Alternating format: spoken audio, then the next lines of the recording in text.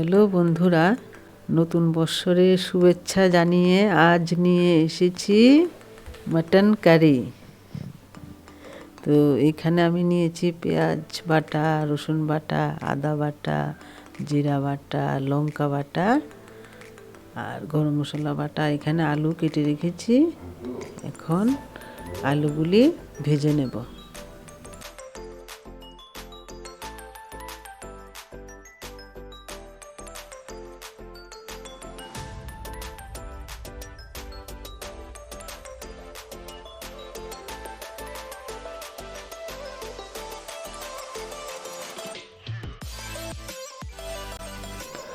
এখানে আমি মটনগুলি ভালো করে মেখে নেব। তো এখানে হলুদ গুঁড়ো, নুন, তেল দিয়ে একটু মেখে নিয়েছি। তারপর একে একে সব মশলাগুলি দিয়ে দেব।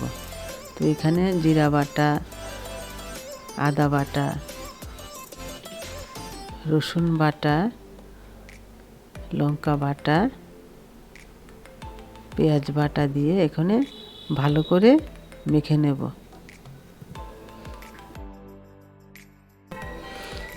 তেজপাতা দিয়ে দিয়েছি। এখন পেঁয়াজগুলি দিয়ে একটু লাল লাল করে ভেজে নেব।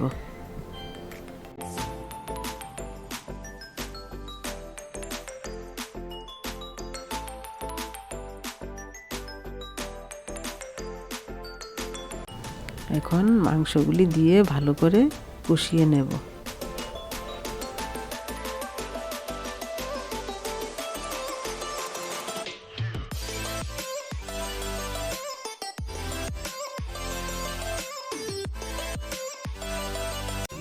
পাঁঠার মাংস তো একটু শক্ত থাকে, তাই আমি কিছু পেঁপে দিয়ে দিলাম কেটে।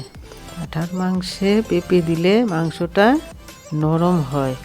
তারপরে এখানে আমি ভাজা আলুগুলি দিয়ে দিলাম, দিয়ে একটু নাড়াচাড়া করে ঝোল দিয়ে দিলাম, দিয়ে এখানে গরম মশলাও দিয়ে দিলাম।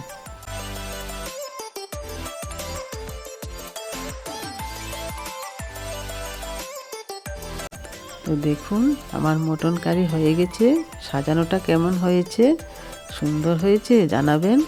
আর এখানে আমি পোলাও করে রেখেছি গোবিন্দভোগের চাল দিয়ে। লাইক ও সাবস্ক্রাইব করবেন। তো কেমন হয়েছে রান্নাটা কমেন্টের মাধ্যমে অবশ্যই জানাবেন।